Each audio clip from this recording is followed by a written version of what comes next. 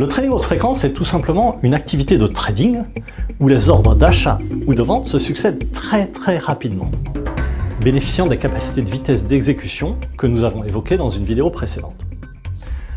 S'il s'agit simplement de saisir des opportunités d'arbitrage avant tout le monde, il n'y a là rien de répréhensible. Sauf que, malheureusement, ce trading haute fréquence s'accompagne aussi parfois d'activités prédatrices.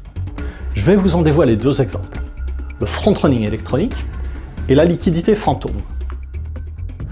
La première consiste à prendre de vitesse un acquéreur en raflant avant lui tous les titres qu'il veut acheter pour lui revendre ensuite à un prix plus élevé. C'est ce qu'on appelle dans le jargon le front-running électronique. Alors, comment est-il possible de détecter un acheteur potentiel ? Eh bien, le trader haute fréquence va utiliser une technique dite du sonar à grande vitesse. Il place en bourse une multitude d'ordres de vente sur tous les actifs possibles, mais pour des quantités très petites. Un peu comme un pêcheur qui saupoudrerait des appâts sur toute la surface d'un lac. Et dès qu'il voit la surface du lac s'agiter dans une zone particulière, il devine qu'un acheteur commence à y mordre aux appâts. Et là, avec une vitesse fulgurante, il va le prendre de vitesse, rafler tous les titres disponibles à l'achat, pour aussitôt les revendre à cet acheteur à un prix plus élevé. Une autre technique prédatrice utilisée en trading haute fréquence consiste à coter en bourse des ordres d'achat ou de vente en très grande quantité, mais pour ensuite les annuler seulement quelques centièmes de seconde plus tard.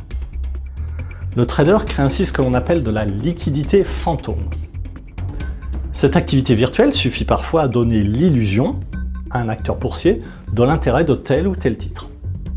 Mais avant qu'il n'ait pu mordre à l'hameçon, le trader a déjà annulé ses ordres et l'acheteur potentiel se voit contraint de lui acheter le titre à un cours plus élevé, au profit donc du trader haute fréquence. Alors, ces pratiques prédatrices sont très fortement décriées. Les régulateurs européens, et notamment l'AMF, l'autorité des marchés financiers, réfléchissent à des mesures pour les éviter, comme par exemple une taxe sur les transactions financières. Des mesures malheureusement difficiles à implémenter, et donc sans grand succès à ce jour. Le trading prédateur a donc encore de beaux jours devant lui. Et plus grave encore, il peut même être la cause de ce qu'on appelle les cracks éclairs. C'est ce que Largo Winch découvre à ses dépens lorsque Mary Stricker et Lloyd Bancroft lui dévoilent le piratage dont la silver trading a été victime. Si vous voulez en savoir plus sur ces cracks éclairs, on vous explique ce phénomène dans une prochaine vidéo. À bientôt!